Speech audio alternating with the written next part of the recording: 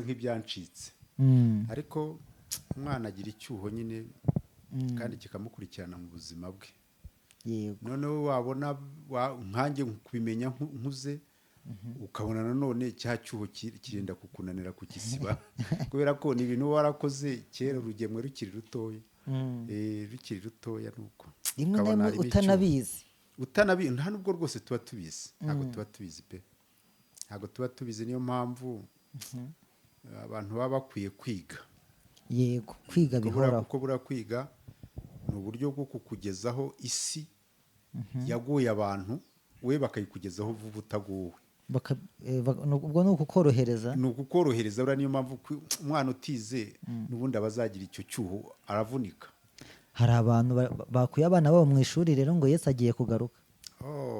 buriya nyine ikibazo ni uko ubwo babakuramo noneho ntanagaruka itagatifu. sinzi ubwo rero ngo babana bagategekana mu bumwe bwa roho mutagatifu. cyangwa ushobora no kongera rero ukaba wahindura inyito ukavuga uti babayeho ariko bakaba baragiye babeshanyaho. babayeho ariko bakaba babeshanyaho.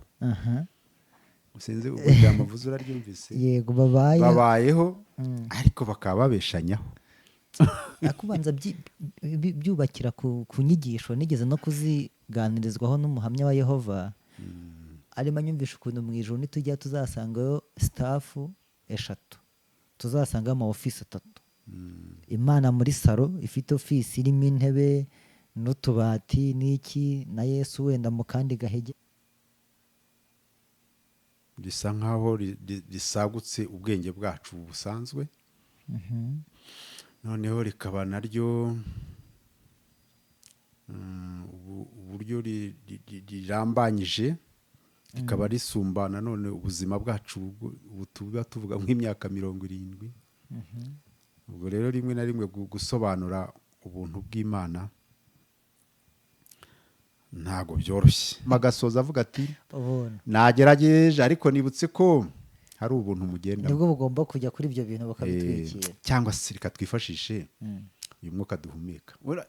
biratufasha wenda kumva iryo jambo, ntabwo twaryumva ariko reka tugerageze uyu mwuka duhumeka. urabona iyo ugenzuye neza ubona ko uyu mwuka duhumeka n'ibindi bimera bihumeka na ziriya nyamaswa zidukikije zihumeka, uyu mwuka dukoresha. urabona hari uwo dusohora hari n'uwo twinjiza. uwo dusohoye ngo ibimera birawufata bikawurya, noneho bigahita bitugarurira umwiza natwe tukawuhumeka. noneho rero umuntu wawutangije urabona ko atigeze ashyiraho ibintu mbese by'igipimo.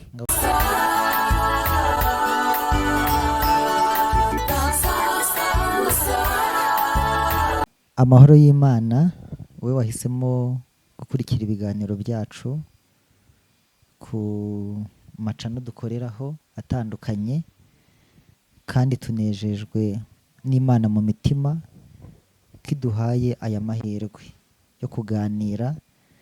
ni umugisha ukomeye tugize, kandi twe tumazeho iminsi tutabonana cyangwa se tutaganira, ni inshingano ziba zabaye nyinshi. turi kumwe na muzehe, hari abantu baba bamubonye bwa mbere, ariko kuko twe tuganira kenshi, iyo turi kuganira tuganira nk'abantu baziranye, nk'abavandimwe cyangwa se nk'umwana n'umubyeyi. niyo mpamvu hazamo no gutebya, hazamo no kuganira nyine bisanzwe.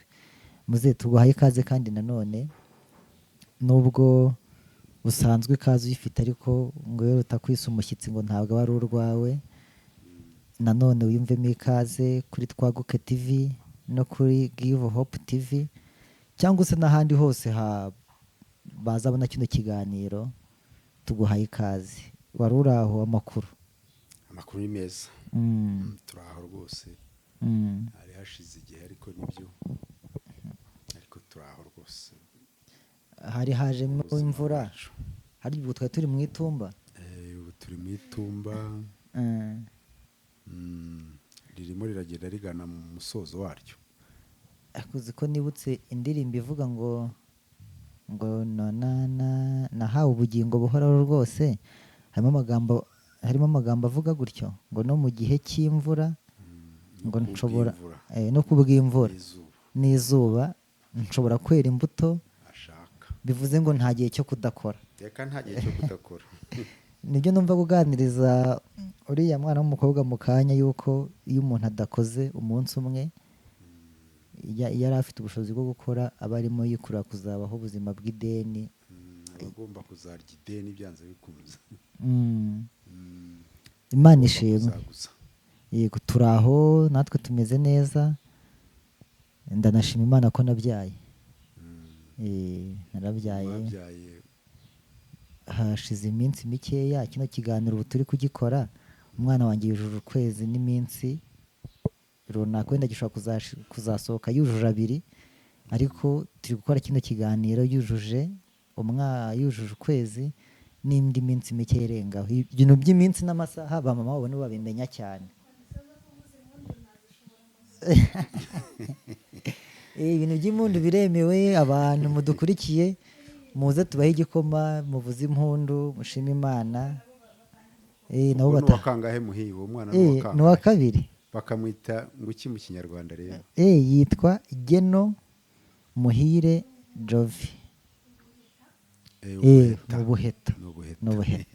Mfite imfura, mfite n'ubuheta, ariko ubundi buri abanyarwanda nubwo mwajyaga ba Nyiramisago na bagasagure, habaho imfura, ubuheta, ubuheture. Nyuma y'ubuheture ntihaza bucura gusa. Kadabwo mbese ubundi bwo urebye muri rusange ubwo baba bitaye kuri abo 3: imfura, ubuheta, ubuheture, n'uwa 4 wenda wabucura. Ubwo n'uwa 4 yenda hakaza n'uwa 5. Kazagira ubwo ugera kuri 7 ukamwita Nyandwi, Nyiraminani, Nyiraburindwi, Nyabyenda, Macumi, Saguye cyangwa se Rusagurira.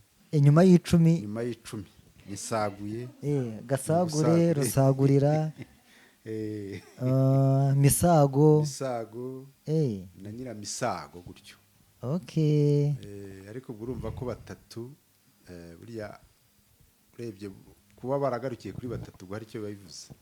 Nibo bari bitaweho. Urebye ni nk'aho bakabwiye bati wenda garukira kuri abo, ariko ugomba kubyarana. Ariko 3 burya yenda unese kuki bavuze imfura, ubuheta, ubuheture. Nuko abo bana 3 ibyo ari byo byose baba bakiri mu mbaraga z'abantu. Aba babyara baba bagifite imbaraga. Yego. Bagakurikiraho abandi kuzagera ubwo ugera kuri 7 rero ugatangira kugenda usagura, ubita amazina kugeza ku 10 ugasagura. Yego. Duhaye ikaze rero umuntu wese udukurikiye, reka tubanze dusenge hanyuma tuganire twabanje no gusenga. Mana, mu izina rya Yesu tugushimiye ko uduhaye umwanya mwiza wo kugira ngo tuganire ku ijambo ryawe, ngaho twuzuze ibikuzuye kandi ibyo wifuza ko abantu duteze amatwi bumva bitunyuzemo, kugira ngo ari twebwe twunguke kandi umuntu wese udukurikiye nawe yunguka ku bw'iki kiganiro. Dusengeye twebwe tugiye kuvuga, dusengeye uri kuri kamera, kandi dusengeye n'uteze amatwi, n'ibindi bikorwa byose bizacamo kugira ngo kino kiganiro kibe kimeze neza. Turasabye ngo Umwuka Wera abe ari we kubiyobora, he kuyobora intekerezo zacu, kuko twe ntacyo dufite twabwira abantu, ariko iyo Umwuka atuyoboye tuhita dushobozwa byose na Kristo uduha imbaraga.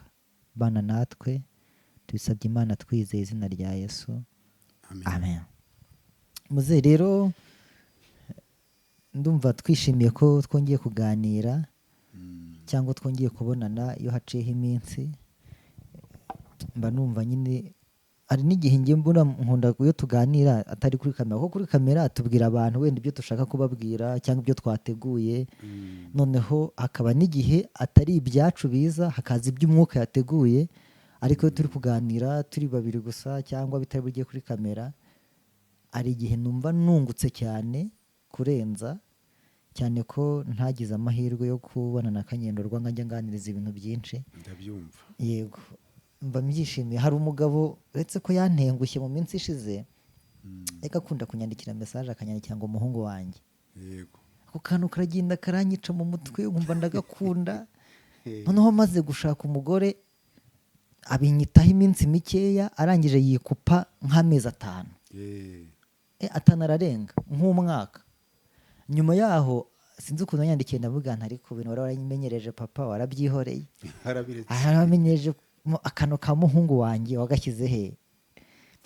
mba numva rero hari ukuntu umuntu agira icyuho ariko kibaho rwose. Kibaho ntabwo ari ubupagane, ariko babyeyi mubyara keya mudaha abana banyu bizabagaruka nyuma. Birabagaruka. Buriya nanjye urabona yenda ndakuze, ariko ibyo bintu byose nanjye ubwo nuko nabimenye nanone bisa nk'ibyancitse. ariko umwana agira icyuho nyine kandi kikamukurikirana mu buzima bwe. noneho wabona nkanjye kubimenya nkuze, ukabona nanone cya cyuho kirenda kukunanira kukisiba kubera ko ni ibintu warakoze kera urugemwe rukiri rutoya. Rukiri rutoya nuko rimwe na rimwe utanabizi nta nubwo rwose tuba tubizi. Ntabwo tuba tubizi pe, ntabwo tuba tubizi. niyo mpamvu abantu baba bakwiye kwiga. Yego, kwiga bihoraho. kuko buriya kwiga ni uburyo bwo kukugezaho isi yaguye abantu, we bakayikugezaho vuba utaguwe. ubwo ni ukukorohereza. Ni ukukorohereza. buriya niyo mpamvu umwana utize n'ubundi abazagira icyo cyuho aravunika. Hari abantu bakuye abana babo mu ishuri rero ngo Yesu agiye kugaruka. Buriya nyine ikibazo ni uko ubwo babakuramo noneho ntanagaruke agakoresha bya bihe bye. kandi niba umunsi umwe se ari imyaka 1000, n'imyaka 1000 ikaba umunsi umwe, ubwo ibyo bintu kuko ashobora kuba yenda kugaruka, ariko muri cya gihe cye, mu gihe cyo ku buryo hashobora nk'abo ngabo abo bana bavanyemo ashobora kuzagaruka hamaze kubaho nk'ubuvivure bw'abo bana. kandi kuri we ukabona ni igihe gito kuri we. ariko nta mwana ukwiye kuva ku ishuri, kuko gusa nuko nanone bavuga kwiga gusa, ariko ntibaguhishire yuko ari ukwegereza umwana isi yaruhije abantu. urumva twebwe ubu twararushye mbese kugira igihe ugera aha ngaho bumva wararushye cyane. noneho rero kwigisha ni ukubwira umwana vuba bya bintu byagutwaye imyaka 50 kugira ngo abyumve mu munsi umwe. abyumve mu munsi umwe cyangwa bimenye mu munsi umwe rwose. niyo mpamvu abantu bize baba barorohewe, baraborohereza. urumva ni ibyo abantu bagiye bageraho mu bushakashatsi byaravuniye abantu, ariko bakagushyira imbere bakabwira bati umwana azabyiga umwaka umwe azabimenya. kandi bino bintu turi kuvuga mu buzima bw'aha ngaha no mu itorero biba birimo. no mu itorero buriya biba birimo, mbese biba birimo ndetse cyane pe. nk'ubu hari ukuntu atekereza nkumva wenda mba naragiye mbere wenda nkapfa nk'uko abo mu rungano rwanjye mbese rusa nkaho mbona bapfuye bose. nanjye nkumva wenda ubuzima nshatse kubwanga, ariko nakongeraho imyaka nongeyeho nkabona hari ibintu byinshi nari ngiye kugenda ntaramenye, utamenye cyangwa utabonye. yego rero urumva no mu itorero birimo rwose. nubwo ubona Bibiliya wayibonye uwo munsi ugikizwa, nubwo watangiye bakwigisha uwo munsi, ariko no mu itorero icyo gihe kiba kirimo pe. ejo bundi ahantu ntuye, urugo duturanye abana baza kwigira katigisimu. hanyuma umwana umwe yabajije umwarimu yabigisha avuga ati Yesu ari hafi kugaruka. umwarimu aramubaza ngo none se tica Yesu azaza kuwa kangahe? noneho mwarimu wabo niba yarabuze igisubizo, niba byaramuyobeye nyine ukuntu asubiza, avuga ati nimugende ubutaha ngiye kujya kumubaza, nzababwira igihe azagarukira. uwo ni umwana uri kwiga. ubwo bivuze ngo umuremyemo ko hari umuntu uzi igihe Yesu azagarukira. azakura avuga ati runaka azi igihe Yesu azagarukira. ubwo n'ikindi n'umubeshya ngo ntawuzi igihe, ntawuzi umunsi, ntabwo azabyemera. kubera ko we yagiye ubwo aherukana mwarimu yaramubwiye ko hari umunsi azagaruka amubwira agiye kubaza yezu umunsi umunsi azagarukira azagarukira naza ubwira umwana naza abwira uwo mwana Eh. ntabwo hazaza umubwira rero ngo ntawe uzi umunsi cyangwa igihe ntabwo ibyo kandi azabyumva hari umwarimu wavuze ko azamubwira agiye umunsi kubaza akazamubwira umunsi kuzi ko nibutse twigeze gukora amasengesho twari n'ahangaha muri uno murenge turi gukoramo kino kiganiro umuntu aduhanurira ibintu bijyanye n'intambara turamubaza ngo ibyo bintu imana ikwiye ko bizaba ryari atubwira igihe ababwira igihe atubwira igihe kandi icyo gihe kimaze kurengaho imyaka igihe yatubwiye kirenzeho imyaka hagati y'irindwi n'umunani buriya muntu uzakuhanurira atyo sinzi hari babamenya hakaba n'abahanuzi hari abahanuzi mu buryo bw'impano z'umwuka wera yego impano z'umwuka wera hari n'abahanuzi abo twita babamenya ni ibintu biba biri mu miterere y'abantu hakagira abo byakuze muri bo cyane yego ariko ubuhanuzi nk'impano y'umwuka wera ni ukuvuga mbese mu byo twagabiwe amaze kuzamuka ko yarazamutse ajya hejuru noneho agabira abakunzi be cyangwa abantu be impano ubuhanuzi rero nk'impano y'umwuka wera ntago wavuga igihe kuko nyine ugomba kwitondera iryo jambo rya Yesu mbese bivuga ngo umunsi umwe noneho imyaka yacu ni 70 nk'uko duhora tubivuga cyangwa 80 nayo yuzuyemo imibabaro rero niba afata imyaka 1000 akayihindura umunsi umwe wowe ukajya kuvuga urumva se biri buhure ntabwo biri buhure ubwo hari ikintu ariko se utangiye kugwamo ariko muri babamenya bo birashoboka babamenya bwo ni babamenya nyine ariko mu mpano y'umwuka wera kuriya Yezu yavuze ati ibyo bintu ni ibya data si ibyanyu kumenya si ibyanyu kumenya iby'iminsi n'ibihe iminsi n'ibihe kuko bisa nkaho muri buno buzima byaba bigoranye kubera ko umunsi umwe niba ari imyaka 1000 ubwo ntibyagorana biragoranye nawe ibintu wavunja ukagaruka mu bidafatika utazi ukuntu bimeze mbese ubuno buhanuzi se buvugaho iki buvuga ngo umwaka utaha iki gihe umwaka utaha iki gihe numva baba bagendera kuri biriya byo kwa Aburahamu ibyo baba bagenderaho ariko nyine umwaka utaha nyine iki gihe umwaka sinzi mu by'agakiza bavuga umunsi bavuga ngo turi mu gihe cyiza ariko cy'umunsi w'agakiza umunsi w'agakiza urumva rero ko mu by'agakiza babara umunsi iby'imyaka ntago biza cyane kubera ko babara umunsi kandi umunsi ku mana ni igikorwa ikoze igikorwa rero kiba kizasimburwa n'ikindi gikorwa ubwo niko umunsi mu gakiza twakaye tuwubara niko twagombye kuwubara kuko ni umunsi ni igikorwa kiba cyakozwe noneho rero turi mu gihe cyiza cy'umunsi w'agakiza umunsi w'agakiza rero urafite umunsi ni umunsi uzarangira ni igikorwa cy'Imana gifite igihe kizarangirira hagatangira ikindi gika kandi ubwo icyo gihe twe tubara tukibara mu myaka mu buzima busanzwe twebwe tukigarura muri buno buzima busanzwe ariko ntabwo ari igihe cy'Imana ntabwo kibarwa mu minsi 365 reka ntabwo kinabarwa mu myaka 70 kuko bijanishije nyine bishyire nko mu mibare wenda ubishyize nko mu mibare ifatika umunsi 1000 imyaka igihumbi wacu urumva baye nka wa mwari kera wigize kutubaza ikibazo nari nkiga mu wa gatandatu baratubaza ngo isagonda ni kimwe cya kangahe cy'umunsi urumva ko kiroroshye ariko kirakomera umwana wo mu gatandatu muri primaire mu primaire kugira ngo ibyo bintu abyoroshye bimanuke ahere amasaha 28 ugaruke ku isaha imwe ugaruke ku munota ugaruke ku isagonda urumva ni inzira ndende ijya kurushya nk'uwo mwana noneho rero ngo ufata imyaka 1000 ugaruye mu munsi urumva iyo mibare se yoroshye ntabwo dukwiye kubara n'ikibazo kiriho abahanuzi bari guhanura ntabwo abantu bahita kubwira ati mu cyumweru gitaha ku munsi uyu n'uyu mu kwezi uku n'uku mu mwaka uyu n'uyu bizagenda gutya kandi ari umwuka wera yishingikirijeho nyine rwose ubuhanuzi bw'umwuka wera urumva iriya mpano y'umwuka wera niyo gufasha itorero. Niyo gufasha itorero.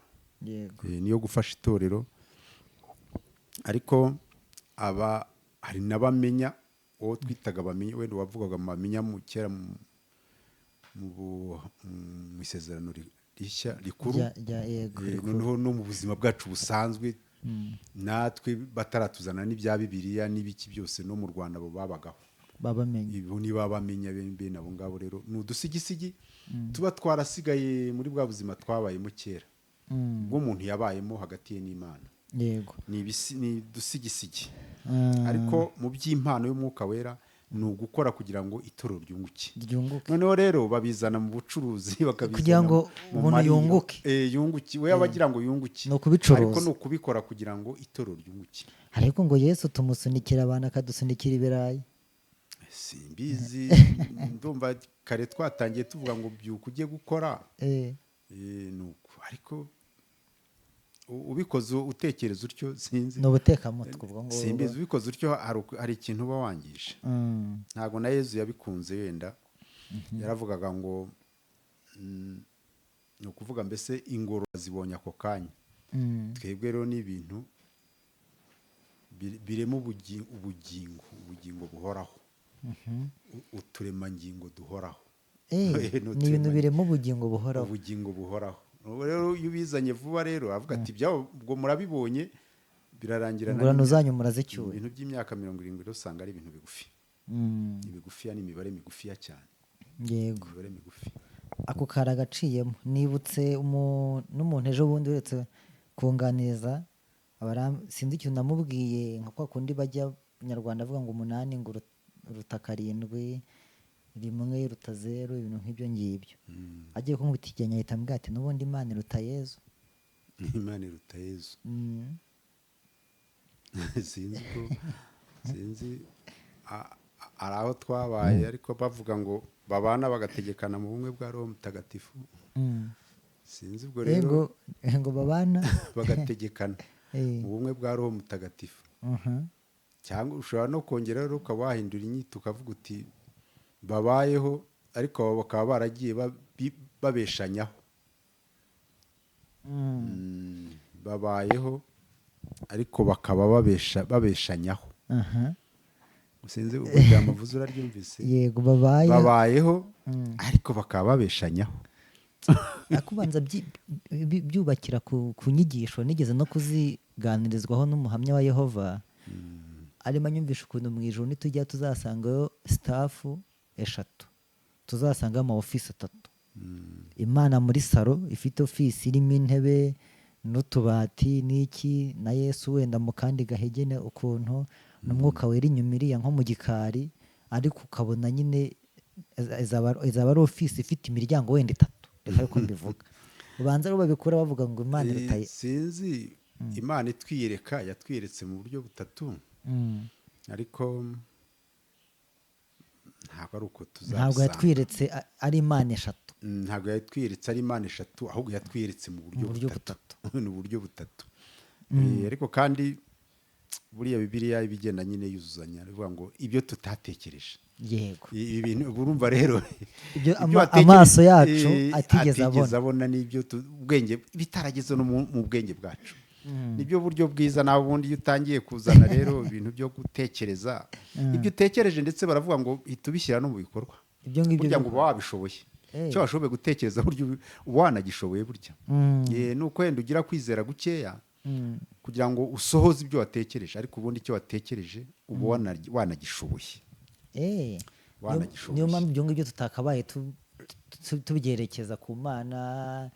Ibyo twabashije gutekereza wibyerekeza ku Mana sinzi ariko wibyerekeza ku Mana kuko yo nihoraho. Yo nihoraho.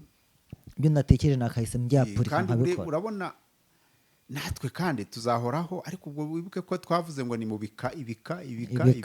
Yego. Noneho urumva rero gutekereza igika cya 100 ukiri mu gika cya 30 sinzi biba bisa nk'ibikomeye. Haba harimo indi ntera kuko ubu ngubu niba utakibuka uko wabayeho mu ukiri mu nda ya mama wawe ukaba utazi ukuntu wabayeho mu ntekerezo z'Imana. Hari umwigisha uherutse kwigisha ijambo riranshimisha avuga ngo ni uko umuntu ngo tuba turahingutse, ariko urumva twari dusanzwe turimo kugenda noneho ngo turahinguka. Iryo jambo ryaranshimishije, ariko wari usanzwe ugenda wabanje kugenda mu ntekerezo z'Imana, igihe kiragera ugenda mu nda ya papa na mama wawe, igihe kiragera ugenda mu nda ya mama wawe, none igihe kigiye kugera tubona rero urahingutse. Ibyo bintu koko urumva urugendo ubuzima buhoraho cyangwa ubugingo buhoraho ni ikindi kintu.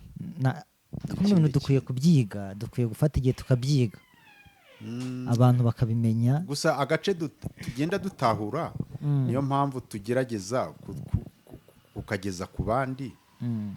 Ariko sinzi, urabona wenda muri Bibiliya bavuga intambwe. Noneho rero twebwe iyo urebye neza ubona tuba turi hagati y'intambwe n'indi. Ibikorwa byacu usanga biri hagati y'intambwe n'indi. None igihe kikagera bakavuga Imana igategeka umuntu akongera hakabaho indi ntambwe y'ubuzima bwawe, ukongera ukaba uhawe uruhushya rwo gukorera hagati y'aho hantu. Ariko uburyo bwo kugira ngo intambwe yimuke ikirenge wenda kimuke kijya gushinga ahandi, usanga nta ruhare ubifitemo. Uruhare rwawe rwo gukorera hagati mu ntambwe. Usanga ari ugukora hagati. Kunumva amasomo ari maremare, ni maremare. Niyo mpamvu nakubwiye nti urabona kera hari igika cyagezemo nyine, numva wenda sinzi impamvu nsigaye, numva wenda najyana n'abandi, mba narajyanye n'abandi nako. Ariko nicumye gato imyaka yiyongereye, mbona hari ibindi bintu, hari mapaje ugenda wubura mapaje abayeho, noneho ubuzima burongera burandyohera. Sinzi bari ko mbivuga ne kubijyana muri rwisha, ariko numva ubuzima burongera burandyoheye. Ariko ubundi nari naratangiye kubwanga, kubera ko buriya urungano rwawe usanga ari ibiryo byawe. Yego. Noneho rero iyo urwo rungano rugucitse, wibaza impamvu usigaye, wumva iyo mirire igucitse, ukumva kongera gutangira indi mirire biragoye, mbese birakuvuna. Ariko ntangiye ubuzima ntabwigiye imbere, ntangiye kurambura andi mapaje. Niyo mpamvu rero nyine no kwiga hari agace gato tugenda tumenya, tukakabwira abandi nabo bakatubwira ko babonye, ariko byose biri hagati mu ntambwe. Yego. Cyangwa biri muri wa munsi. Biri mu munsi. Biri muri wa munsi, ariko igikorwa ni icy'Imana, twe turi hagati mu gikorwa cyayo. Ubu ngubu ku Mana nyine igikorwa cyayo, turi ku munsi w'agakiza. Turi ku munsi w'agakiza. Yego. Umunsi w'agakiza rwose niwo munsi wayo. Ubu ku myaka ya 60 wabayeho, uguri ku munsi w'agakiza. Ndi mu munsi w'agakiza, kandi nzapfa ngende niruhukire nanone nibere mu munsi w'agakiza. Sinzi imyaka bizatwara, nuko abandi nabo bakomeze baze mu munsi w'agakiza. Hari igihe kizagera rero umunsi w'agakiza uveho, hatangira undi munsi.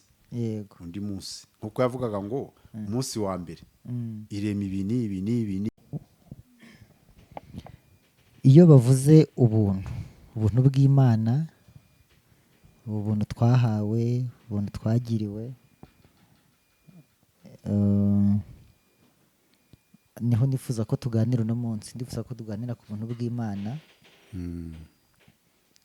Yego. Iyo bavuze ubuntu, Bibiliya ikibuvugaho, abaririmbyi batandukanye babiririmbyeho, kuko dufite abantu bitwa abanyabuntu bari no gukora ibintu biteye ubwoba. Hari korali basenye ejo bundi muri ADPR, abantu bayirimo benshi b'abanyabuntu, babandi bavuga bati Yesu yarangije byose ku musaraba, mukora ibyaha, nta mwana ukorera urugo rw'iwabo, kugira ngo niba uri umwana mu rugo ntukwiye gukora kugira ngo witwe umwana mu rugo, ijuru tuzarijyamo mukore. Ndagira ngo rero tuganire ku buntu bw'Imana, ubu tuganirizeho cyangwa se tubuganireho. Niba n'umuntu udukurikiye uhura n'izi nyigisho, amenye ngo ibi biva hehe bikagana hehe. Yego. Ubuntu bw'Imana ni ijambo twahuye naryo dutangiye kwizera. Yego.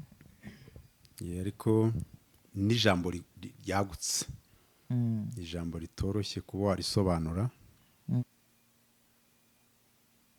risa nkaho risagutse ubwenge bwacu busanzwe, noneho rikaba naryo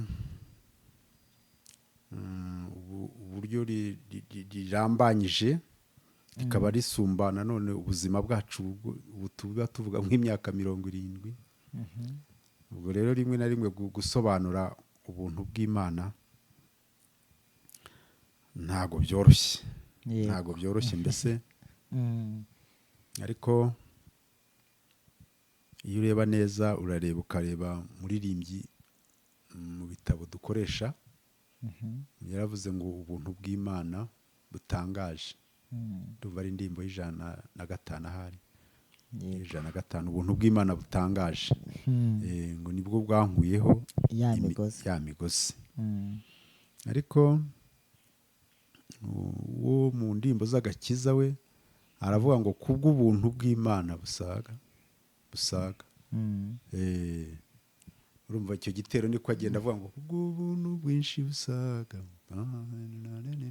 Urumva rero ko urumva uwo nguwo yavuze ngo n'ubuntu bw'Imana butangaje nibwo bwankuyeho imigozi. Noneho uwo nawe aravuga ati kubw'ubuntu bwinshi busaga, ubuntu bwinshi ariko bunasaga, bwari bwinshi ariko buranasaza.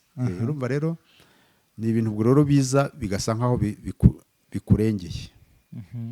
Bigasa hari ukuntu Ezekiel nawe yerekwa umuntu wari uri mu rugendo, hari ukuntu yabonye amazi agera ku bugombambari hejuru y'agatsinsino wenda, none harongera abona undi, cyangwa wa undi yigiye imbere abona amazi amugeze mu mavi, agira ubwo amugera mu rukenyerero, agira ubwo amurengera, bisaba ko noneho amazi amurengera, mbese unatangira koga, cyangwa se amazi atangira kumujyana hirya no hino. N'ubuntu bw'Imana rero yenda ni igipimo kigenda ugenda ubwumva gake gake. Noneho twareba mu gitabo cy'Umugenzi naho hari ukuntu bavuga ubuntu bw'Imana, bavuga ngo hari ukuntu yabonye umuntu wari urimo ngo gusuka amazi mu muriro, ariko noneho abona n'undi wibereye inyuma nawe wanyujijemo uruhombo arimo gusukamo amavuta. Ni ukusukamo amazi bwo yaratagangaye mbese, kuko ntiyarebaga uri inyuma urimo gusukamo amavuta. Umuriro ntiwari kuzapfa uzimye nubwo hariho umuntu urimo gusukamo amazi. Noneho wakwicuma nanone ukaza kubona ahandi hantu agera mu gitabo cy'Umugenzi akavuga ngo hakavamo izina rirerire nabonye ngo ryitwa ngo ni umuntu witwa ngo muhabwa buntu bwinshi. Ni izina ryanditse gutyo gusa, urumva ni izina rirerire, muhabwa buntu bwinshi. Ariko urumva uriya muririmbyi wo mu ndirimbo aravuze ngo ni ubuntu bwinshi ariko bwageze n'ubwo busaga. No kuvuga bwari bwinshi ariko buranasaga. Urumva rero ni ijambo rikomeye, ariko yenda twifashishe Bibiliya, wereba Bibiliya tuba naho dusome make, kuko ariko wenda ntaranasoma, icyo nabonye nuko urwandiko rwose rugira sinya. Zari umuntu wese iyo wanditse urwandiko urasinya, urwandikiye umuntu urasinya. None rero uyu mugabo twigiraho witwa Pawulo, uzareba inzandiko ze zose ukuntu zanditse, arangiza avuga ngo ubuntu bwa Yesu cyangwa ubuntu bw'Imana, ubuntu bw'Umwami wacu Yesu Kristo bubane namwe, cyangwa akavuga ngo ubuntu bw'Imana bubane namwe. Urumva rero ni isinyo yasinyaga nyuma yo kuvuga amagambo menshi. Ubuntu bw'Imana bubane namwe, ubuntu bw'Umwami wacu Yesu Kristo bubane namwe. Niyo mpamvu niyo tugiye gutaha amateraniro, ngo ubuntu urumva iyo turangije amateraniro tubyita gutera ubuntu. Urumva rero buriya rero ni ijambo rikomeye.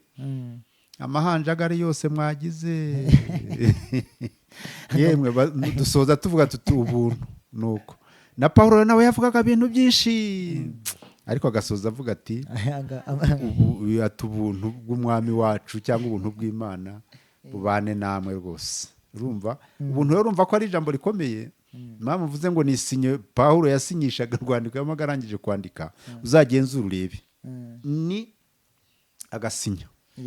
Noneho rero niyo mpamvu na kiriya gitabo cy'Abaheburayo, nubwo bitagaragara ko banditse ngo urwandiko Pawulo yandikiye Abaheburayo, ariko iyo urebye isinyo ya nyuma ubona ari iya ubona ari Pawulo kuko niyasinyeho ivuga ngo ubuntu Ubuntu. bw'umwami wacu Yesu. Mm, Ubona nyine ubona ko ari Pawulo wayanditse kuko yasinye iragarutse yego kandi ubona ko sinye nubwo bayizigana ariko uyigana abanza gufata umwanya.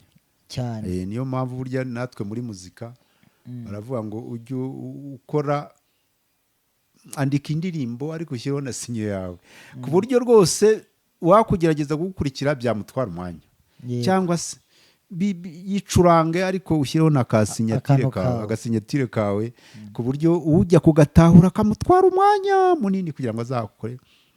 Isinyo rero ya Pawulo yasinyaga wabonaga ko asinya ngo ubuntu bw'umwami wacu Yesu Kristo bubane namwe. Uriya rero ibya mbere byose byabaga ari inyigisho, ibya mbere byose byabaga ari yabaga arimo kubiba wenda, ibya mbere byose yabaga ari ugutera cyangwa se reka tubyite tuti yari amahanjagari ariko nyuma agasoza avuga ati nagerageje ariko nibutse ko hari ubuntu mugenda nibwo bugomba kujya kuri ibyo bintu bakabitwikira cyangwa se reka twifashishe uyu mwuka duhumeka. Biratufasha wenda kumva iryo jambo ntabwo twaryumva ariko reka tugerageze uyu mwuka duhumeka. Urabona iyo ugenzuye neza ubona ko uyu mwuka duhumeka n'ibindi bimera bihumeka na ziriya nyamaswa zidukikije zihumeka, uyu mwuka dukoresha urabona hari uwo dusohora hari n'uwo twinjiza. Uwo dusohoye ngo ibimera birawufata bikawurya noneho bigahita bitugarurira umwiza natwe tukawuhumeka. noneho rero umuntu wawutangije urabona ko atigeze ashyiraho ibintu mbese by'igipimo, nta gipimo yigeze ashyiraho. noneho rero niyo mpamvu ubona rero iyo ubigenzuye neza ubona ko nka 95% ubona bigizwe n'umwuka duhumeka y'ubuzima bwacu. gute? kuko n'ugenzura neza uzasanga uno mwuka duhumeka niwo ukora imirimo hafi ya yose irebana n'ubuzima bwacu bw'umuntu. noneho rero umwami wawuguhaye akabona nta na rimwe ajya kubaza ibyawo. ikuntu rero atakubaza n'ibyawo nta na rimwe buri ujya unafata umwanya wo kunawutekerezaho. uzasubira inyuma mu masomo wize kuva mu wa mbere ugenzura ahantu bigize bafata umwanya nibura uhagije ngo bakwigishe uyu mwuka uhumeka. noneho ntuzagenzure n'aba bantu iyi mishinga igihugu imishinga yacyo uzayigenzura uyirebe ukuntu tuba tuyivuga tuyiririmba, abahanga bakora uko bashoboye bayinonosora bayishakira amabije ariko nta na rimwe uzumva batekereza n'umwuka. ni akantu gato bavuga ngo ngo ibidukikije ngo birangize ngo umwuka duhumeka nuko ugasanga ni ibintu rwose by'akantu gatoya. nuko uyu mwuka duhumeka rero uzawugenzura urebe nta gipimo ufite nta kiguzi ufite ariko ni nawe ugize 95% by'ibikorwa by'umubiri w'umuntu. Yego. Niwo duhumeka rero. Uzagenzure rero ni uw'abantu bose ni uw'ibintu byose bigerageza guhumeka uyu mwuka duhumeka birawuhumeka. noneho akantu kaba gasigaye ni gatoya kitwa ngo twebwe ngo turarya ngo tukananywa.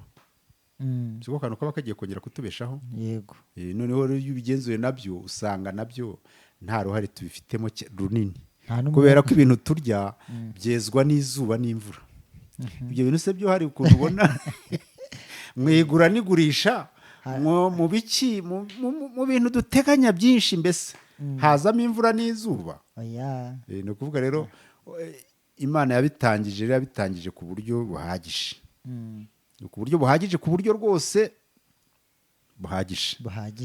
rero impamvu mvuze ibintu mbizanye urumva natangiye mvuga ibya Pawulo natangiye mvuga ibiki ariko mvuga iby'umwuka duhumeka mvuga wenda n'aka kantu gato dukoresha ubona ari nka 5% nta nubwo ari n'10 ni 5%. ko kurya biba bihenze nibyo bikorwa byacu ni 5% kugira ngo no mubiri wacu ubeho ibikorwa byacu ni 5%. ubwo kugira ngo umuntu abone ibyarya ukore na siporo wenda unakarabe ariko ukaraba y'amazi. iyo urimo gukora siporo wifashisha wa mwuka bya cyane ni ukuwukoresha cyane ariko niwo uwukoresha kandi kuko uza rero ni ukwahagira gutya cyane ariko ni wa mwuka urimo gukoresha. Twari dutangiye rero umbaza iby'ubuntu bw'Imana, urumva rero ibyo bintu byonyine mbanje kukwereka, nkakwereka Pawulo, nkakwereka uyu mwuka duhumeka, nkakwereka birakwereka ko ubuntu bw'Imana butoroshye, kubera ko ntabwo bworoshye. Ariko reka dusome Bibiliya, yego, twe kuva muri ibyo byose, ariko dusome Bibiliya. Ibyo ari byo byose yihera muri Tito. Yego.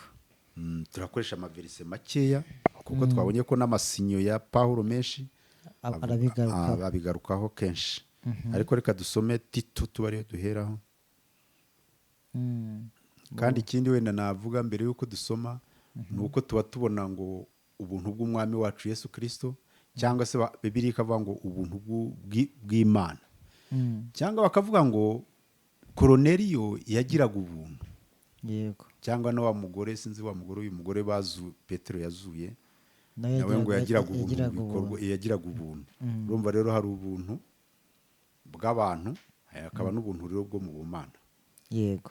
Ubwo buntu bwose buratandukanye, ariko ni ubuntu biba bijya gusa. Noneho reka dusome rero muri Tito 2 umurongo wa 11 twumve. Yego. Tito igice cya 2 umurongo wa 11 aravuga ngo kuko ubuntu bw'Imana buzanira abantu bose agakiza bwabonetse. Ushatse wenda usome n'uwo murongo ukurikiyeho.